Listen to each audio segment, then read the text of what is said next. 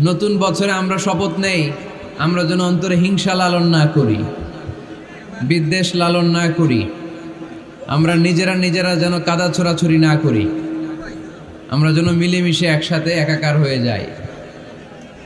আল্লাহ তুমি কবুল করো, আমরা পড়ি আমিন। 60টা জিনিস মানুষ মরে যাওয়ার পরে তার কবরে পৌঁছতে থাকে। ইন্না মিম্মা ইয়ালহাকুল মুমিন মিন হাসানাতিহি বা'দা মাউতিহি, মানুষ মরে যাওয়ার পরেও যে 60টা জিনিস তার কবরে পৌঁছায় তার মধ্যে একটা হচ্ছে মসজিদান বানাহু, সে যে মসজিদ বানিয়ে গিয়েছে ওই মসজিদের সওয়াব। সুবহানাল্লাহ পড়েন। আপনি টাকা দিয়ে মসজিদ বানিয়ে দিলেন, ওই মসজিদে মুসল্লিরা নামাজ পড়ে, রোজাদাররা এসে ওখানে ইফতার খায়, তাহাজ্জুদ আদায়কারীরা তাহাজ্জুদ পড়ে, তাদের সওয়াবের কমতি হবে না, কিন্তু তাদের সওয়াবের একটা পার্সেন্টেজ সওয়াব যে ব্যক্তি মসজিদ বানালো তার আমলনামে আল্লাহ ঢুকিয়ে দেয়। সুবহানাল্লাহ বলতে পারলেন না? হে নামাজি